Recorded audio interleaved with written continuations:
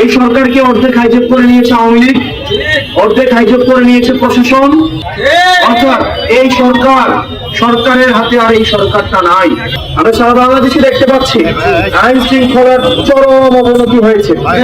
আমরা সারা বাংলাদেশে দেখতে পেলাম আমাদের গ্রামের শিশু মারা যাচ্ছে, নিউমোনিয়ার শিশু মারা যাচ্ছে, শিশুদেরকে ধর্ষণ করা হচ্ছে।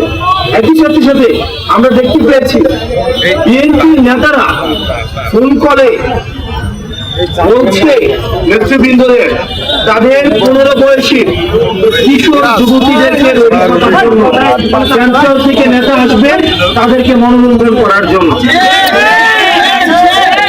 এই দেশের সরকার দলীয় দলের একটা স্থানীয় নেতা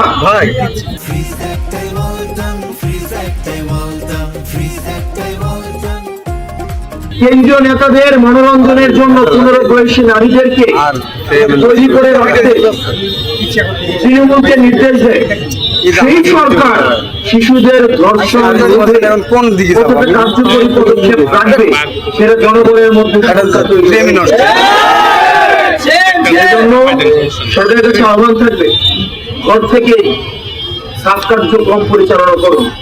আগে ঘর সংশোধন করুন, আগে দল সংশোধন করুন। দল সংশোধন করলেই তারপরে এই যে আইন বিভাগকে যেভাবে আপনারা দলীয়করণ করেছেন, এইটাকে আপনারা দলীয়করণ না করে সেটাকে স্বাধীন করে দিন। তাহলে এই যে বিচার বিভাগের উপর আস্থা হারিয়েছে, আমরা দেখলাম রামি স্যার বাবা প্রেস কনফারেন্সে বলছে যে এই বিচার বিভাগের উপর আমাদের কোনো বিশ্বাস নাই। কারণ বিশ্বাস কিভাবে থাকবে? কারণ বিচার বিভাগ, শাসন বিভাগ, আইন বিভাগ সেটা একভাবে আওয়ামী লীগের সময় যেভাবে গণভবন থেকে পরিচালিত হতো, একইভাবে গণভবন থেকেই যেন পরিচালিত হয় সেটির আয়োজন করা হচ্ছে। আমরা শুধুমাত্র দেখতে পাই প্রধানমন্ত্রী কিছু ফেয়ার স্ট্যান্ড করছে, কিছু হাম্বল কিছু জেস্টার দেখাচ্ছে, সেটি দিয়ে পেটের ভাত এবং বেকারের কর্মসংস্থান হবে না। সেজন্য এবং আমরা দেখলাম স্কুল ফিডিং এ বাচ্চাদেরকে যে স্কুল ফিডিং দেওয়া হচ্ছে, ডিম এবং পাউরুটি দেওয়া হচ্ছে, সেখান থেকে প্রত্যেক সপ্তাহে 17 কোটি টাকা প্রত্যেক সপ্তাহে দুর্নীতি হচ্ছে। আমরা দেখলাম প্রত্যেক বছর বিপুল পরিমাণ অর্থ গরুর হাটগুলো থেকে সরকার পেত। আমরা দেখলাম ইজারা ছাড়া, টেন্ডার প্রক্রিয়া ছাড়া, যথাযথ নিয়ম না মেনে এগুলো হচ্ছে বিএনপির আমরা এবং মামুরা কোটায় বিএনপির যারা নেতৃবৃন্দ আছে তাদেরকে ভাগ করে দেওয়া হয়েছে। এই সরকারকে অর্ধেক হাইজ্যাক করে নিয়েছে আওয়ামী লীগ, অর্ধেক হাইজ্যাক করে নিয়েছে প্রশাসন। অর্থাৎ এই সরকারের হাতে আর এই সরকারটা নাই। জনগণ বিরোধী, জন আকাঙ্ক্ষার বিরুদ্ধে সরকার যে অবস্থান নিচ্ছে, এভাবে যদি চলতে থাকে তাহলে রীতি পরিবর্তনের আগেই মানুষ তার বিকল্প বেছে নেবে। ঝিনাইদহের রাজপথে সাম্প্রতিক উত্তাপ কেবল একটি স্থানীয় সংঘর্ষ নয়, বরং এটি বাংলাদেশের বিচার ব্যবস্থা এবং প্রশাসনের নিরপেক্ষতা নিয়ে এক বিরাট প্রশ্নচিহ্ন এঁকে গিয়েছে। গত কয়েকদিনে সেখানে এনসিপি এবং ছাত্রদলের মধ্যে যে নজিরবিহীন সংঘাত ও আইনি লড়াই চলল, তা অনেককেই ভাবিয়ে তুলছে যে পরিবর্তনের ডাট আসলে কতটা বাস্তবায়িত হচ্ছে। এই পুরো ঘটনার কেন্দ্রবিন্দুতে রয়েছেন এনসিপি নেতা হাসনাত আবদুল্লাহ ও নাসির উদ্দিন পাটোয়ারি এবং তাদের বিরুদ্ধে পাল্টা অবস্থানে থাকা স্থানীয় ছাত্রদল নেতৃবৃন্দ। বিচার বিভাগের ওপর রিমোট কন্ট্রোলের মাধ্যমে হস্তক্ষেপের অভিযোগ তুলে হাসনাত আবদুল্লাহ যে কঠোর হুঁশিয়ারি দিয়েছেন, তা আগামীর রাজনীতির জন্য এক বিশেষ বার্তা বহন করছে। এই গুরুত্বপূর্ণ সংবাদের গভীরে যাওয়ার আগে একটি বিশেষ অনুরোধ, এই ধরনের নিরপেক্ষ ও সাহসী সংবাদ বিশ্লেষণ নিয়মিত দেখতে আমাদের চ্যানেলটি এখনই সাবস্ক্রাইব করে নিন, যাতে দেশ ও বিদেশের সব সত্য খবর সবার আগে আপনার কাছে পৌঁছে যায়।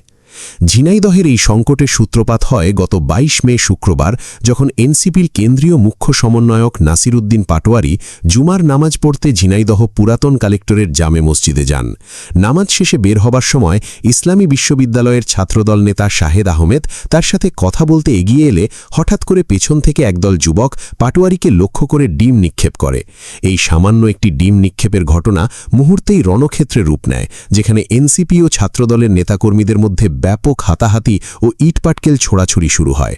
প্রত্যক্ষদর্শীদের বিবরণ অনুযায়ী এই সংঘর্ষের সময় এনসিপি নেতাদের রক্ষায় আসা 2 যুবকের কোমরে আগ্নেয়াস্ত্রের মতো বস্তু দেখা গিয়েছিল, যা পরবর্তীতে সামাজিক যোগাযোগ মাধ্যমে তোলপাড় সৃষ্টি করে। ছাত্রদলের পক্ষ থেকে দাবি করা হয় যে ওই 2 যুবক আসলে ছাত্র শিবিরের সন্ত্রাসী, যারা সাধারণ মানুষের উপর গুলি চালানোর চেষ্টা করছিল।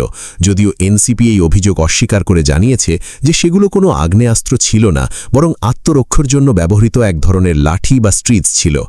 এই ঘটনার পর নাসিরউদ্দিন পাটোয়ারি থানায় মামলা করতে গেলে শুরু হয় এক নতুন নাটকীয়তা, যেখানে তিনি অভিযোগ করেছেন যে থানায় তাকে 8 ঘণ্টা বসিয়ে রাখা হয়েছিল এবং রহস্যজনকভাবে থানার বিদ্যুৎ বিচ্ছিন্ন করে দেওয়া হয়েছিল। পাটোয়ারির দাবি অনুযায়ী পুলিশ প্রথমে মামলা নিতে গড়িমসি করে এবং এজাহার থেকে একজন প্রভাবশালী নেতার নাম বাদ না দেওয়া পর্যন্ত তারা কোনো আইনি পদক্ষেপ নিতে রাজি হননি। শেষ পর্যন্ত দীর্ঘ টালবাহানার পর পুলিশ মামলা গ্রহণ করে, কিন্তু একই সাথে ছাত্রদলের পক্ষ থেকেও পাল্টা মামলা দায়ের করা হয়। ছাত্রদলের মামলায় এনসিপি নেতাদের বিরুদ্ধে হামলা ও হত্যার হুমকির অভিযোগ আনা হয়, যেখানে প্রধান আসামি করা হয় এনসিপির কেন্দ্রীয় যুগ্ম সম্পাদক সচিব তারেক রেজাকে। তারেক রেজার গ্রেপ্তারের ঘটনাটি ছিল অত্যন্ত তাৎপর্যপূর্ণ, কারণ তিনি যখন নিজের ফেসবুক আইডিতে লাইভে থেকে সংবাদ সম্মেলনে যাওয়ার প্রস্তুতি নিচ্ছিলেন, ঠিক তখনই ফ্যামিলি জোন মিলনায়তনের সামনে থেকে পুলিশ তাকে আটক করে। গ্রেপ্তারের আগ মুহূর্তে তার সেই লাইভ ভিডিও বার্তাটি ইন্টারনেটে ব্যাপক ছড়িয়ে পড়ে, যেখানে তিনি জানতেন যে তাকে গ্রেপ্তার করা হতে পারে। এরপর গত 25 মে সোমবার আদালত তারেক রেজাকে জামিন দিলেও একই মামলায় গ্রেপ্তার হওয়া যুবশক্তি নেতা অয়ন রহমানের জামিন আবেদন নামঞ্জুর করে তাকে কারাগারে পাঠানোর নির্দেশ দেন। এই বিচারিক বৈষম্য নিয়ে ক্ষোভ প্রকাশ করেছেন এনসিপির দক্ষিণাঞ্চলীয় মুখ্য সমন্বয়ক ও সংসদ সদস্য হাসনাত আবদুল্লাহ। হাসনাত আবদুল্লাহ ঝিনাইদহের পায়রা চত্বরে এক জরুরি সংবাদ সম্মেলনে দাবি করেছেন যে বর্তমান বিএনপি সরকার আসলে পুরনো আওয়ামী লীগের পথেই হাঁটতে শুরু করেছে।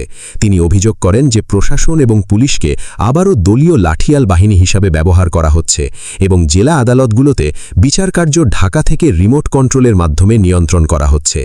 হাসনাত আবদুল্লাহর এই মন্তব্য অত্যন্ত কঠোর ও খোঁচালো, যেখানে তিনি মনে করিয়ে দিয়েছেন যে আওয়ামী লীগ এই বিচারহীনতার সংস্কৃতির কারণেই জনরোষে পড়ে ক্ষমতাচ্যুত হয়েছে।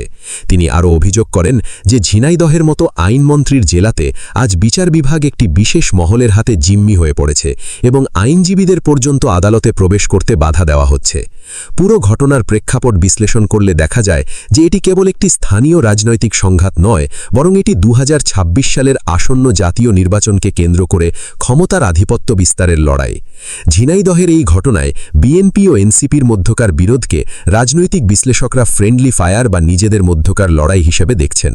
যেখানে জুলাই গণ অভ্যুত্থানে দলগুলো একসাথে লড়েছিল, আজ তারা একে অপরের বিরুদ্ধে মামলা ও হামলায় লিপ্ত হয়েছে, যা রাজনৈতিক মহলে চাঞ্চল্য সৃষ্টি করেছে। ছাত্রদলের কেন্দ্রীয় নেতাদের মতে নাসিরউদ্দিন পাটোয়ারি মব ও সংঘাত উস্কে দেওয়ার মাধ্যমে রাজনীতিতে বিশেষ সুবিধা নেওয়ার চেষ্টা করছেন।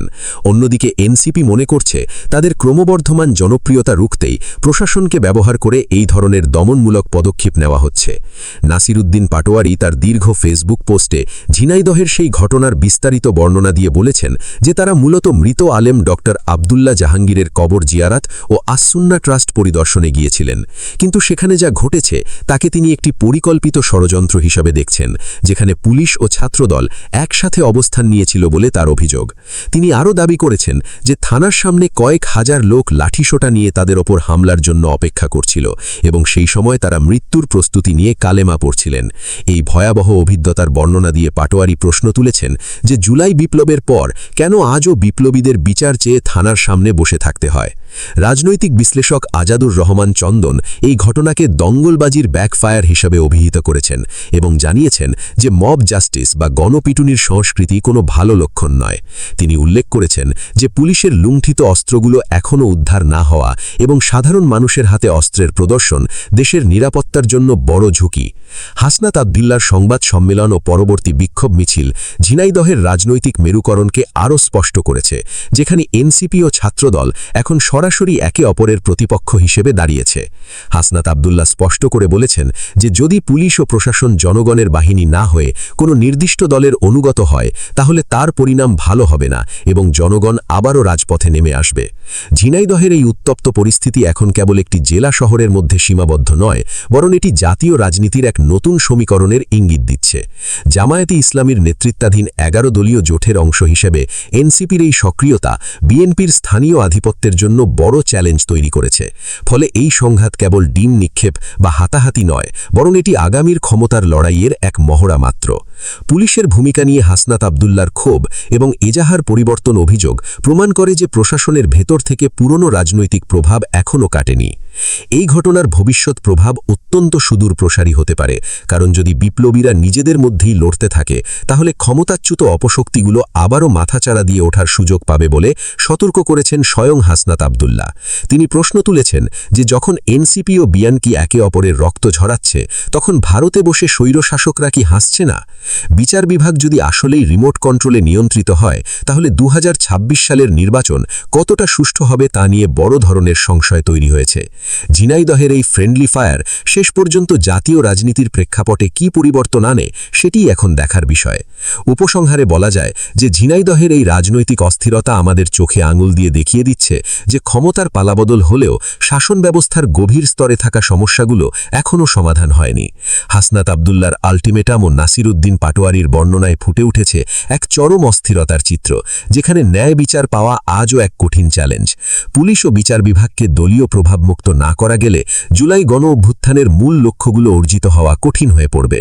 ঝিনাইদহের এই আগুন যদি সারা দেশে ছড়িয়ে পড়ে তাহলে 2026 সালের নির্বাচন এক বিশাল অনিশ্চয়তার মুখে পড়তে পারে, যা দেশের গণতান্ত্রিক ভবিষ্যতের জন্য মোটেই সুখকর নয়। আমাদের আজকের এই বিশেষ প্রতিবেদনের তথ্যগুলি সংগৃহীত হয়েছে সাম্প্রতিক বিভিন্ন জাতীয় দৈনিক ও বিশ্বস্ত সংবাদ মাধ্যম থেকে। ঘটনার পরবর্তী আপডেট জানতে চোখ রাখুন আমাদের পরবর্তী ভিডিওগুলোতে। ধন্যবাদ সাথে থাকার জন্য।